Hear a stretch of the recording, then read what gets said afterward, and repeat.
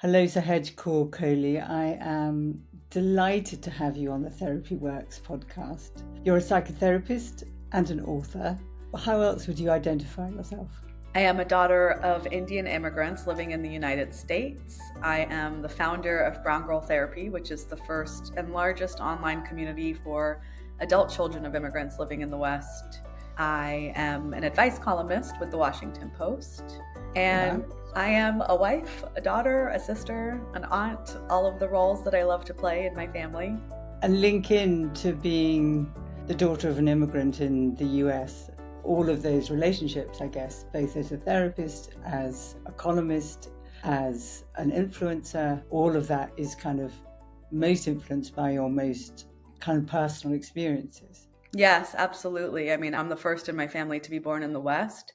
So a lot of my experiences Gosh. growing up were me straddling the different cultural expectations and norms and values from my Indian household that I was raised in and the American environment that I was socialized in. And so that is just everything I've done. All the work I do now is a product of that straddling that I have done. And now it's become more obvious to me than ever that there are so many of us who are straddling multiple cultures at the same time. Yes, because the question I always ask my guests is what is a particular challenge that you're facing or have faced? And so today, is it the same challenge as it was when you first kind of recognized that you were being pulled between two cultures, your family's culture of origin and Indian culture and your socialized culture in the US? Is that still your main challenge? That's an interesting question because I think it was always personal, the challenges. Now the challenges are more professional for me, but the straddling of the different cultures is still the same. So, as a now trained therapist, as someone who works with clients, as someone who has been trained in a very Western individualistic educational system, I am now working with people who come to me and say, I don't see my culture represented in therapy or in mental health content or in mental health care. And so the straddling I do now and the tension and conflict I feel is more professional. How do I actually bridge that gap between Western psychology and the needs of the immigrant community? So it's less personal, which is really fascinating because I think I've been able to work through a lot of the personal conflict. Should we start with the personal and then move to the professional? So, as you understand yourself, do you remember when you first became aware that there was a tension between how you were, say, in nursery or playgroup, and then what was expected of you went home? What was the first tensions that you were aware of?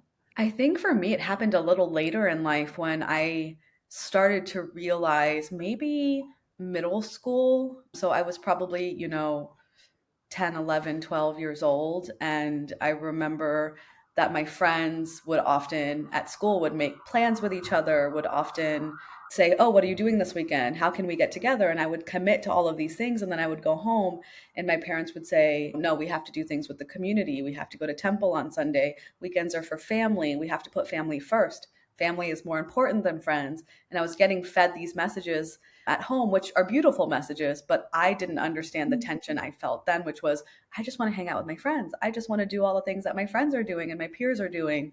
And so I think that's when I started to realize the expectations were different. As I got older, I had friends tell me I was unreliable because I would make plans with them and then have to check in with my parents and then often backtrack on those plans I made with them. And I remember feeling like, well, I'm being pulled in different directions and I have to make my parents happy. I'm living at home. I have to do what's expected of me, but it wasn't necessarily what I wanted to do at the time. And that just kept compounding as I got older. I struggled with my mental health when I was in college. And I remember feeling like I had to tell my parents about it. And they felt like they failed me in some way as immigrants, that they came to the US, that they came to the West, that they did something For wrong. you, probably. Yeah, and that they felt like, okay, why is our daughter struggling now? We did all of these things. We made all of these sacrifices. We've made all of these choices for her, and now she's struggling. So even to having to have to talk to them about mental health, about therapy, about depression, about taking care was a conflict because it led to a lot of really painful conversations because they didn't understand. And to be totally honest, I didn't get the support I needed at that time until many years later when I actually left the house and was able to pursue that care myself. And so it was all of these personal tensions I felt just were these moments in my life that felt so complicated and complex and painful. And they just continued to build up over the years. And it wasn't until my late 20s when I actually went to therapy myself that I was able to start processing and excavating some of these wounds and really interrogating some of the values and expectations, and start to realize I'm straddling multiple cultures and I am being fed very different messages about who I'm supposed to be, how I'm supposed to take care of myself, how I'm supposed to show up. And that just continued to happen as I entered my first professional environment, because I was a journalist first before I became a therapist. And so, working in a newsroom in the Western world, the ways that we're taught about work and productivity, there were just many times in my life where I feel like everything that happened in friends, in romance, in my personal life, in my professional life, that I really felt the pull between two different expectations. The image I have of you is literally a sort of like being torn apart, in that the culture that your parents brought with them when they immigrated to the US is more of a collective culture of Hmm. traditions, of rituals, and kind of that family does come first. And the Western culture is much more be independent, not nearly so kind of, this is the wrong word, but enmeshed, not like grow up and get out. Whereas I think, if I understand it right, the Indian culture is grow up and stay home, or very particularly for a daughter. Yeah, I was just going to say that's absolutely true. And I only have the language now that I didn't have back then. I now know, as a therapist, as someone who does research, that enmeshment is actually a protective factor for immigrants. They come to a new country, it's a protective factor for them to become insular within their families and their communities, because they want to protect Because it's themselves. safe It's safe, absolutely, because they don't know, is the and dominant familiar.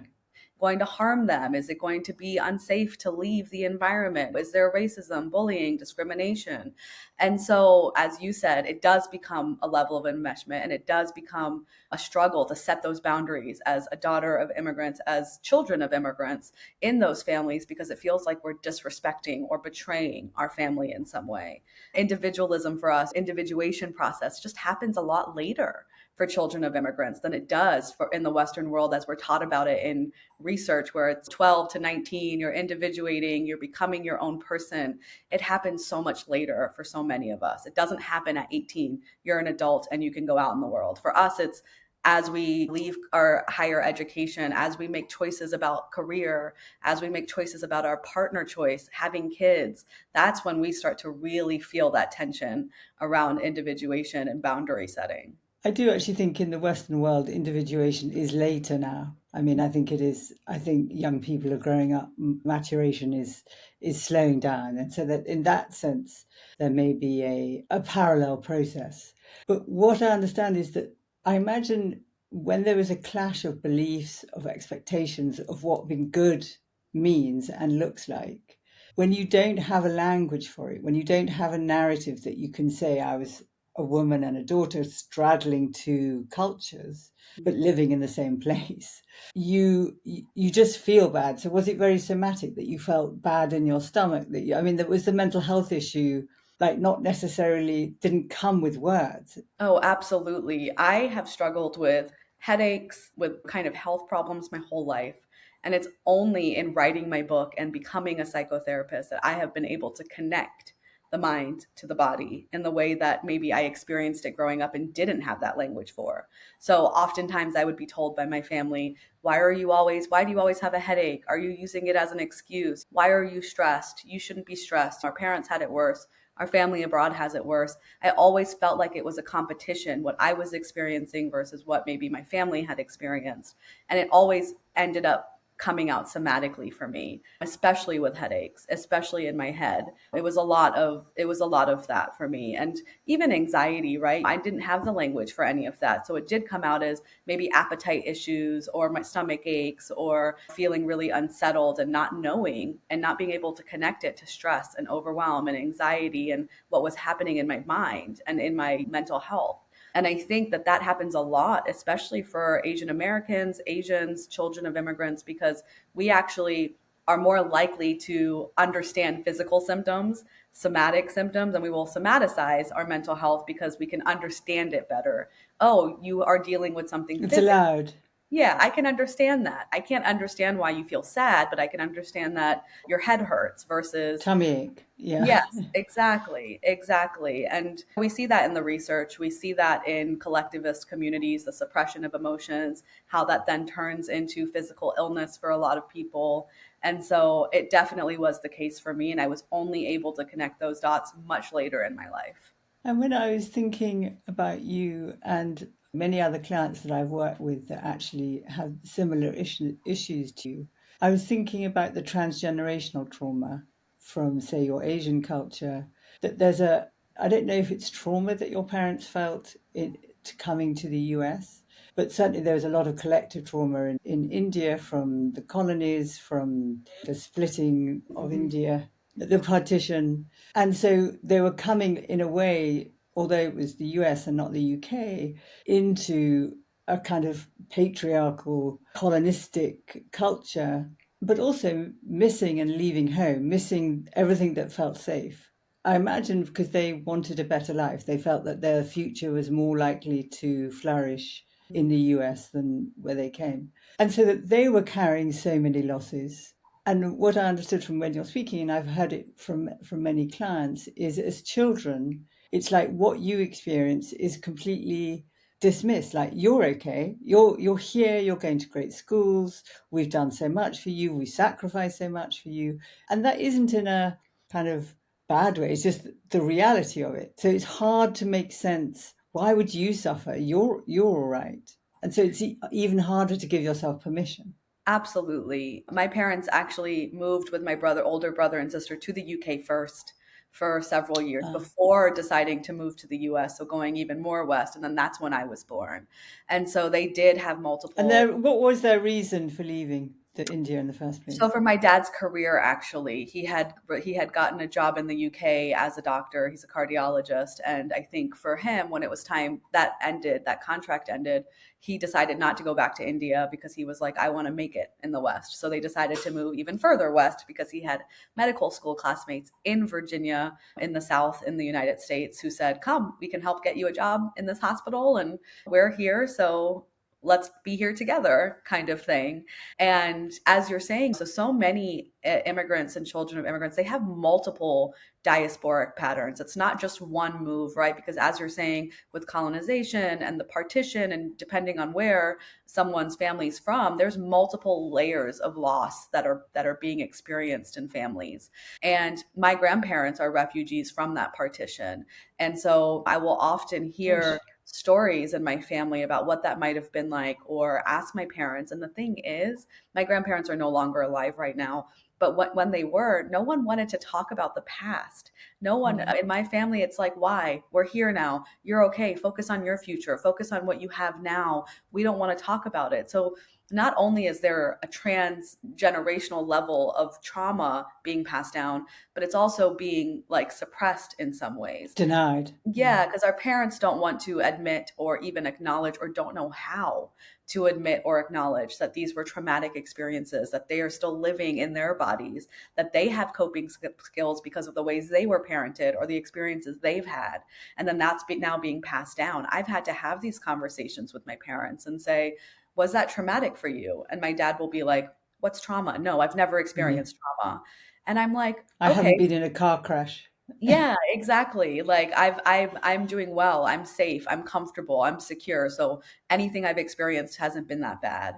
So there's a level of survival mindset that they're still living through, which is like, just keep focusing on what we can do now. Keep focusing on how we can continue to be, I always call it the three S's: stable, secure, and safe. Those are the three things that we want to focus on. We don't want to It's focus on true. anything It's like else. Maslow's hierarchy of needs, isn't it? I mean, roof over your head, food on the table. That is your first essential. I mean, they're right. Yes, exactly. But there comes a point where in some of these families like mine, there is no longer a need to live in survival mindset or in survival state, but they still are because it's too uncomfortable, or it's too hard, or they don't even have the language or access to be able to move into maybe a self actualization or emotional reflection because they were never taught that. So then that also leads to a level of an acculturation gap between children and their parents, where they are starting to have these access to resources, opportunities, and it's creating more distance between them and their parents because it's almost like they're outgrowing in some way their parents emotionally. And it's a really painful experience for a lot of children of immigrants. Could you describe an experience that you had with your parents where you really felt that gap between what you really had well researched and knew? And I think it happens, I think most first generation survivors of kind of diaspora don't talk about the trauma because the first imperative is to survive and get on and have kids, basically. Like here after the war, my parents never spoke about the war. I think it's well documented. I imagine there's this lack of alignment where they feel that you're somehow criticizing them or poking a stick at them, and you just feel frustrated because you want them to get it. So I don't know if there was a time that you really felt a tension with them that you could. I mean, there's multiple times. I have worked really hard at my relationship with my parents, and it wasn't always good, as people will read in the book. And we've gotten to a place where it is good. But even though it is good, there is still multiple moments of that tension and frustration. And I think one instance is that whenever I try to speak up about my needs or my opinions, even if I'm talking very respectfully and kindly, my mom will be like, "You're so American." We don't do that in our culture. It's almost like she's been taught a different narrative of what an Indian woman is supposed to sound like. And I'm American because I have decided to speak up. And so sometimes when we have these moments of tension, it becomes because of culture. And my mom will sometimes use culture as a scapegoat. Well, that's just the way it's been done. That's just how it is culturally. You don't understand culturally because maybe there's a cultural misunderstanding. Whereas I am sometimes questioning, but just because it's always been done, it doesn't mean it's okay. Just because your parents did that doesn't mean it didn't impact you. And I will broach these conversations. And I'm lucky enough to be a therapist who has been taught and has learned how to kind of have these conversations. But it can be really hard because I think sometimes we will always hit a wall. No matter how much I want to get them to understand or question or interrogate or do this work, I can't do the work for them. I can't force them to do it. So, what I tend to start to do, and what I tell my clients to do, is how can we engage with our parents in different ways now as adults? Maybe we've come to therapy, we've done this work ourselves, we're bringing breadcrumbs to our parents to try to change the dynamic a little bit, but how can we also show up differently? And so for me now, kind of rewriting that story of my relationship with my parents has been also helping them live a lighter life because they came in survival. Mm. They were taught by their parents, this is focus on career, focus on money, focus on the three S's. And so now for me to be an adult who can have this adult relationship with them, it looks like traveling together, playing games together. We play pickleball, we play cards, we will laugh. Like, how can I just engage with them playfully and give them that? Because we're healing both of our inner The children. pleasure. Yeah, by just Yeah, yeah. play. Because play can feel so far away when you are in survival. And I know that by doing that, it's just really healing for both of us and our relationship. Because also, what sounds lovely about play is that when your mother says to you, you're being so American, as much as you kind of understand cognitively the difference, she's always your mum and you're always her daughter. So there'll be the little girl in you that goes, ouch, because it really sounds like a criticism. And that's painful. And so finding a way of playfully kind of repair where Mm. you can be a little girl, but also she can be a little girl, so that you can play together. That sounds incredibly healing. It is. And I love that reframe because I've never really thought of it that in that way with my role as the daughter too. And just both of us being these inner children. I mean, bringing out these inner children and inner daughters because I mean, my mom got married at 18. By the time she was now my age, which is mid 30s, she lived in four different countries, had three kids. I can't imagine the amount of loss and even loss of self that goes into those experiences. She lived in Japan where she grew up, got married to my dad, had to move to India with her in-laws, had kids, moved to the UK, then moved to the US, had a third kid. I mean, I even if she won't be able to talk about it, I can cognitively on some level empathize and give her grace and say, "Oh my gosh, that's so hard." Even if you don't want to talk about how hard it is, I can understand that and give her that grace. And in giving her the grace, I think you're acknowledging that in navigating systemic, cultural, geographical changes, our most innate survival mechanism is to hold on to what we know. Hmm. And in most people, that is their culture. It's like what I eat, what I Hmm. wear, who I see, my faith, what I believe, because the rest of me feels like it might fracture if I kind of let myself change, then maybe I really will lose myself. That I need to hold on very, very fiercely to what is me, what I know is me, given that I'm moving so much. Yes, I mean, that culture becomes the glue of those different fractured pieces, as you say. And even more, I think, especially in the Western world for immigrants and their children, there is a fear of cultural erasure. It's the number one fear for a lot of immigrant parents is I came here now. Are you going to forget where you come from? Are you going to forget your roots? Are you going to forget your traditions? Are you going to forget your religion? And I'm also the first in my family to marry outside of race, religion, and culture. And I married an American man. And so I've challenged a lot of the cultural norms and expectations in a lot of ways. Going to therapy, first in my family to do so, being a therapist, right? Being financially independent as a woman, marrying outside of race, religion, culture, being someone who challenges my parents. I give them a run for their money a lot of times because I want to have these hard conversations and have these like interrogative kinds of conversations with them. So, but I've recognized that they love my husband now, and it wasn't always easy for us for them to get on board, but I can understand now there was a very real fear of cultural erasure and a very real fear they did something wrong if I forget where I come from. And given the history of colonization, we are holding on to whatever we can at this point. And even more, we're adding these diasporic patterns and immigrating more and more to the West. My parents are scared. Immigrants become scared and they start to raise their kids in that fear. That becomes control. That becomes like it looks really unhealthy from the outside eye, but it's because of fear. And so really it's addressing the fear, is doing the work to heal the relationships, to heal the issues that come at hand in immigrant families. Because the erasure, I guess that is a primitive, like wire, hardwired in us response. I mean, although we are wired to adapt, there must be, I guess, I don't know, you maybe kind of genetic DNA. I have to hold on to where I'm from and who I am and my culture, because if otherwise I don't survive and my I become extinct. Is that the sort of Yeah, I don't know if there's research. feeling? Yeah, but I think that. I think my hypothesis is that when we think about assimilation and expectations, especially if we add extra layers of race and culture that are not represented in a dominant society, then there's even more fear because where are we going to get access to our roots and our language and our traditions and our food if we aren't doing it at home?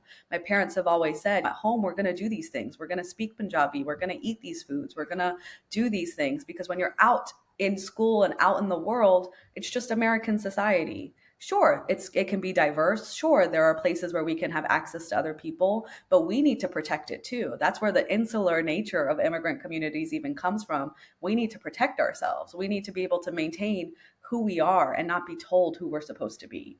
And hold very kind of clear boundaries of who I am and what we believe and how we behave. And I imagine therapy is like an exocet missile too, because that is saying, look at what's going on in the inside, be aware of what you feel, acknowledge and name your feelings, be aware of what your needs are, talk about I, not we. So, how did you manage that? Is that as a challenge for you, first of all, being in therapy and then becoming a therapist? I imagine they'd wanted you to be a doctor Yes, I was expect. as a cultural assumption. Yes, yes. I was on the path of pre-med and didn't do well. I write about this in my book. I actually dropped out of college for a while, decided that's when I became depressed. That's when I experienced something very traumatic. I was living at home, having these really hard conversations with my parents about mental health. Didn't get the care I needed because they were so scared of it. I actually talked to a community member who was my dad's friend, who's a psychiatrist, because to my dad, it's so ironic because we want to save face in our own community, but he also only trusted someone in the community to be able to help me. but I didn't get the care I needed because it wasn't this confidential professional space. It was like me talking to an auntie in the community. So I also held back in even being able to heal. So it wasn't until years later when I actually got the And physical. what was expected when you said you weren't given the help that you needed? What were you given? I was, my parents loved me in the way they knew how, which Of was course, which was for them like talk to us about it and also let's focus on what we can do next. So it was still like nudging, fix it, how do we just move past this? How do we like let's get you back on track with your career move and your forward. education. Let's focus on what we can rather than this is really impacting you. We didn't have the language around depression then, but I was severely depressed. And for them it was like I'm how do we sorry. control this and just move forward. And so I'm happy to say that I was able to get through those couple of years, but I had to leave eventually. So I got the physical and emotional distance where I moved. I moved from Virginia to New York, which is many states north, and started a life by myself where I worked odd jobs until I landed a full-time job and then ended up having money to be able to say, now I can pay for therapy myself. And I didn't have to tell my parents about it. And I was able to get Or that. ask their permission. Yeah, Mm. I was able to get that care myself many years later. And so I did end up telling them eventually I was in therapy, and because I was paying for it myself and I was living afar, it wasn't that much of an issue, but I think they still didn't understand it for a very long time. I will say I was in therapy the first time for about 4 years, and towards the end of it, I think everyone in my family was finally got to a point where they said, "I can see how this helped you. I like actually see the change in you." And that was huge. To Ah, have my immigrant parents say, I can actually see how therapy is useful was amazing. And that kind of that's led even, yeah, a big adaptation for them, a big kind of huge. openness to let Huge. them be changed by you. And that's Yeah, yeah, and that's what I'm saying is like I've made all these choices that were really hard for my parents to swallow and understand. But even though it wasn't easy during the moments, it took time. We always got to a place where they also were open and flexible and willing, amazing. which is really something I have so much gratitude for because I hear stories Yeah, from other children of immigrants where it's so much more rigid and often it can lead to estrangement or no like really low contact between family members. And so I feel very grateful that my parents, for them, maintaining our relationship is more important than being right. And I think that that is something that is really beautiful. that is really beautiful. And it sort of makes me cry that that what they must have processed in order to kind of put down so much of who they were and what they believed in order to kind of recognize that you were actually doing the right thing for you, even if it was completely different from what they believed was the right thing for you. And as their daughter, that they loved you more than they needed to be right was is it does by no means always the case. But I also wonder about, I mean, you're in therapy for 4 years, but it's very Eurocentric, as you said at the beginning. And so was that another tension? Like you had it one way with your parents, and I wonder with a therapist whether you're having to educate your therapist Yes. in your Asian culture. Yes. Like I'm not being enmeshed. I'm not being a good daughter. I don't know what the sort of things Yes, that yeah, happen. absolutely. It came up. The first couple of years of working with my therapist, who was an American white woman, were focused mostly on the trauma I had experienced. And so it was very healing in that way because she was a trauma therapist and we were able to work through a lot of that. And then, of course, I stayed with her, kept working with her. And at that point, I was in my first career and she helped a lot with just helping me become more confident, explore some of my needs in that way, dating. But there did come a point eventually where I felt like my culture was being pathologized in some ways. I didn't have that language then. I have the language now to look back on it. So at the time, I Mm. felt judged a little bit. There were times where my parents would visit me or I would share conversations with my family and I could tell my therapist was like just say no or just set that boundary. And it would lead to this tension between me and my therapist where I didn't feel comfortable challenging her at that moment. And so I remember it built up to a point where I stopped seeing her because it didn't feel good anymore. Now I can look back and say, oh, it's because I didn't feel like she was culturally sensitive to what was actually going on within my cultural like expectations, values, the Indian culture. And so after that, I ended up taking a break from therapy and then finding an Indian therapist. And that was really lovely for me. And I say this with the caveat because a lot of times people come to me and say, do I need to see a therapist who looks like me, who shares in my identity? And I say, for some people, you are more comfortable when you seek someone out like that. But you don't need a therapist who shares your identity to get good therapy. We just want to make sure that the therapists are culturally sensitive. And so a lot of my work on the Yeah. professional side now is how do I help clinicians actually understand how to do this work with children of immigrants, especially people who are straddling different cultures. Because there are people who are either willing, are more open to assimilating or being a part of the dominant society. We have people who want to retain certain parts of their heritage culture. But those of us who really identify with both at the same time, it can feel really complicated to work with a therapist who only talks to one half of you, to the half of you that is Yeah, Western, to the yeah. half of you that It's is the reverse of what you had with your parents, which is exactly, yeah. excluding and exiling. It sort of exiles a whole or half of you, as it were. But I was thinking also, I mean, you may not want to talk about it, the trauma that you had and what happened, because I imagine that was also influenced by the transgenerational trauma, but it may not be a subject that you're happy to talk about. I don't know. Yeah, I write about it in my book. So it was a sexual assault, Mm. and Oh, that I'm was, sorry. and yeah, and so I don't share details in the book, but I just name it, and that's what it was. And it was something that I had chosen for a while not to tell my parents about, but I was clearly and very obviously becoming depressed. So I ended up Yeah. telling them eventually, and I think for them, again, it just came. I think the trauma, the depression, all of it at the same time. My school, me not doing well in school, for them it was like, what do we need to do to just get you to the next place?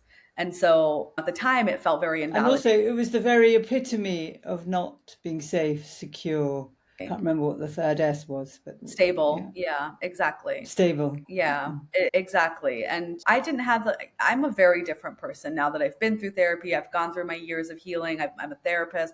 At that point, I'm in my early 20s, didn't have language for any of these things. So we just often butt heads. I was depressed and angry. They were angry and trying to just get me to move forward. And Scared. it's, yeah.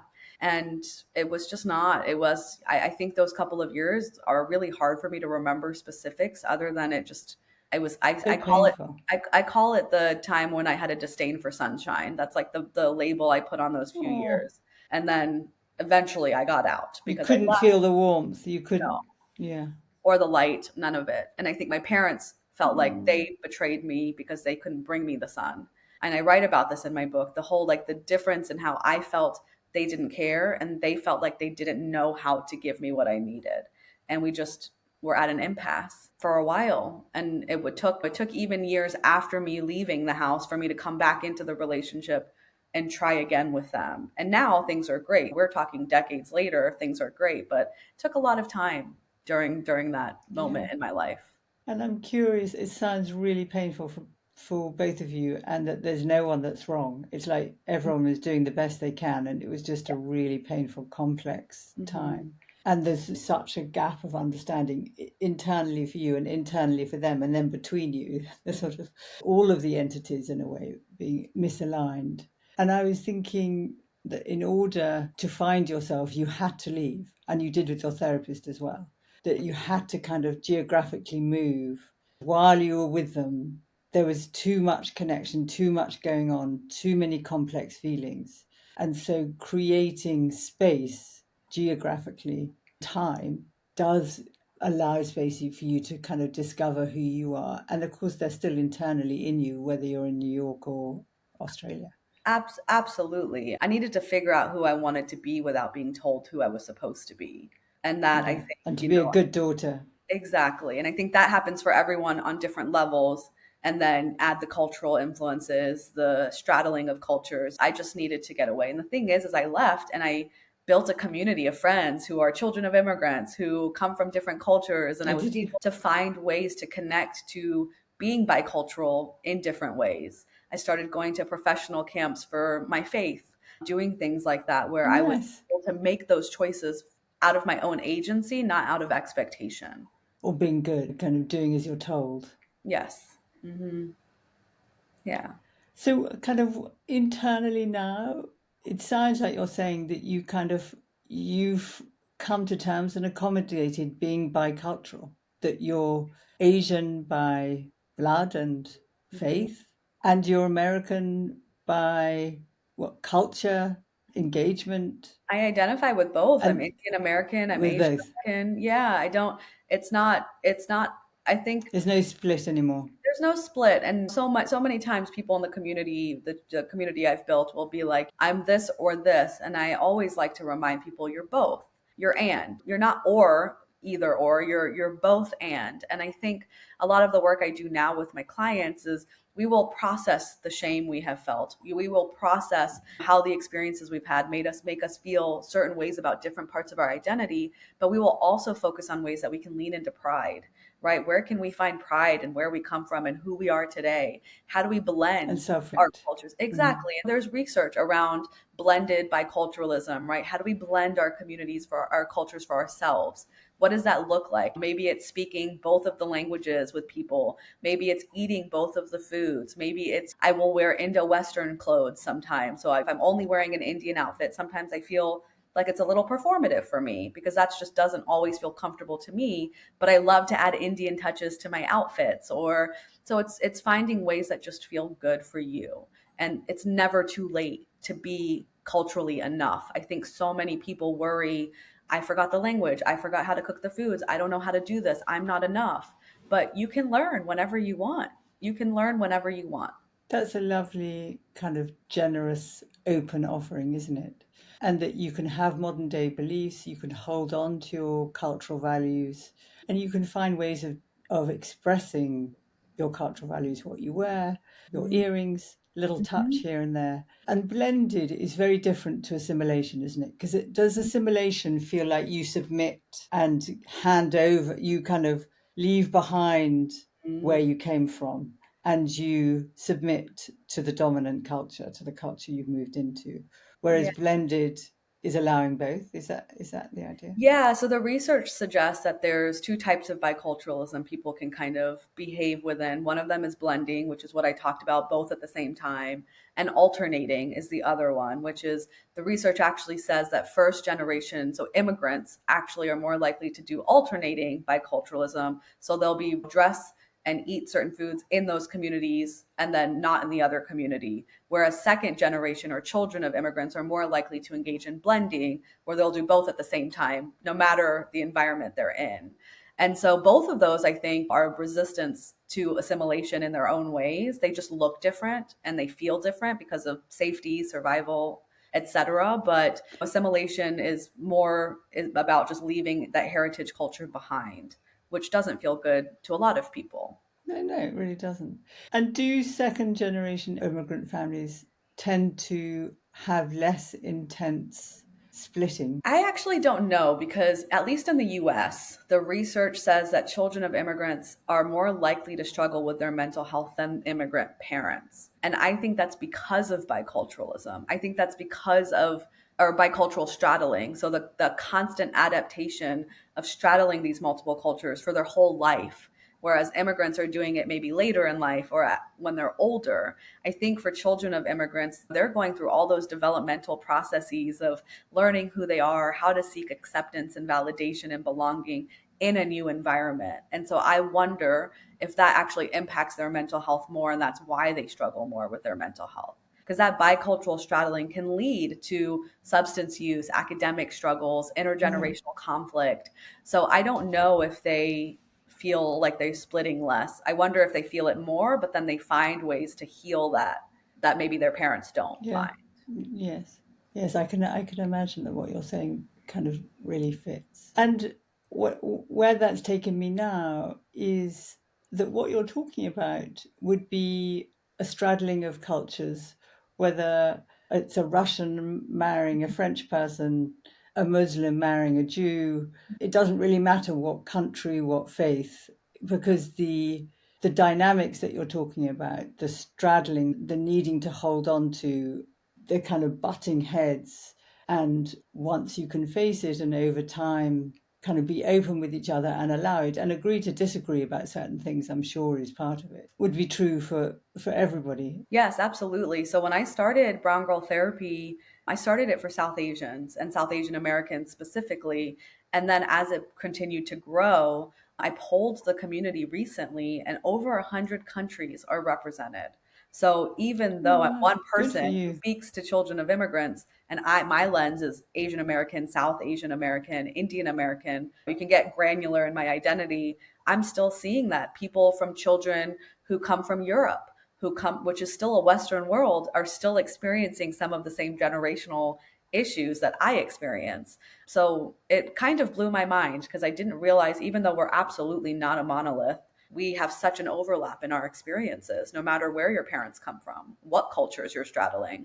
And it's really about difference, which fundamentally is seems to be the cause of such horrific political tension, psychological difficulties, is that when we are resistant to allowing difference and allowing ourselves and others to be who they are and kind of welcome them with all of their complexity and difficulty and things that you like and things that you don't like, but when you can still allow them and build a collaborative, open relationship with them, then we find too, and I'm sure this is obviously true of you because you have an American husband, that there's so much more that is similar and so much more that we share that Mhm. binds us than we use as weapons to hit each other with for difference. Absolutely. I mean, curiosity is so important in all of our relationships. It doesn't matter if you share the same culture.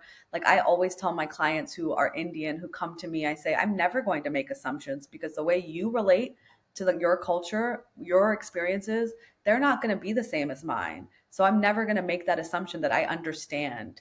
And so curiosity between just family members, partners, friends, I think it's so important. I started having these lovely conversations with my American friends who would ask me more about my childhood, and I would ask them more about their childhood. And you meet people as adults, and sometimes you forget you still are shaped by your childhood experiences, by the Of course. cultural influences, whether it's geographical location or religion or race, right? Culture, whatever it is. And so I think it's so important for all of us to just be more curious. Well, where did you learn that? Who taught you that? Tell me more about why you feel that way. Where do you think it comes from? I think these questions can be so important and healing and powerful in our relationships. And they're really just open, curious questions like, tell me Mhm. about you. I want to know about you. I'm not sitting here judging you, making assumptions about you. Just tell me. And it's not, I mean, it seems hard in the world, but it isn't rocket science. It kind of always amazes me, really. I know, I know. It amazes me too. And I wonder if that's because of the work we do, where we're like, sometimes for me, I'm like, Come on. one question can heal this whole problem. Just ask a question. Yeah. And a question from a kind of open to receive listening place, because I think some questions are from a transmit phase. So are you weapons are kind of disguised as missiles to judge someone, but when they're kind of from a really kind of warm, appreciative, compassionate, loving place, then it's very different. Yeah. But coming to the end of our conversation, I'd love you to tell people about your book and where they can find you. And I don't know if there's a last message you want people to kind of know or take on board. Yeah, I think so. My book is called But What Will People Say? Navigating Mental Health, Identity, Love, and Family Between Cultures. It's part memoir where I share all of my experiences as the first in my family to be born in the West. But it's also part self help. And I use all the tools and research I've done as a psychotherapist to help people kind of have the tools to take back into their own lives and their own relationships.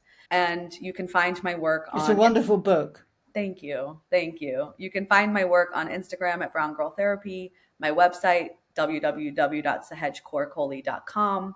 And it just came out in the UK today, which is June 6th, which is really exciting. It's Yes, been congratulations. Thank you. Thank you. And I think the last thing I'll say to people is just what we've been talking about is just this book. A lot of people might think, oh, this book isn't for them because they're not a child of immigrants or they're not bicultural, but everyone can take something away from this book. We all likely know or love or work with someone who straddles multiple cultures.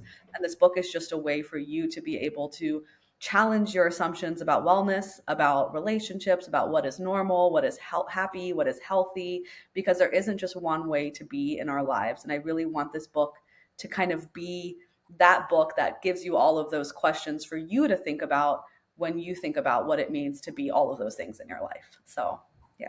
It's a wonderful book, and actually, what I really appreciated about it was that I'm a white woman, privileged white woman. I can feel quite threatened, like I'm going to say the wrong thing, I'm going to insult somebody, I'm going to be cancelled. And I felt there's a tone in your book and the way that you speak now that is very embracing. It's like I'm not waiting to judge you for getting it wrong. I'm inviting you to come in to see what it was like being in my world. And Mhm. this is what I learned being in my world. And maybe there's something here that you'd like to take for your world, because we could all do with some of this knowledge. Yeah, thank you. I appreciate that. That was the goal. Was I never think that I have the answers. I'm not an expert on anyone else's life, which is why it was so important for me to use my story as an inroad to talking about a lot of these themes and concepts, because I can only know for sure how I have felt and what I have experienced. And I wanted to provide people with the chance to reflect on their own lives and their loved ones and the people they work with, to just have better relationships with one another. Well, thank you, Sahaj, for doing all the work that you do. Your Instagram page is amazing and so helpful in themselves. Thank, And good luck with the book, and congratulations, thank publication day you. in the UK. Thank Lovely you to so meet you. much. It was so lovely to meet you. It was so lovely to be in conversation with you. Thank you so much. It was a pleasure.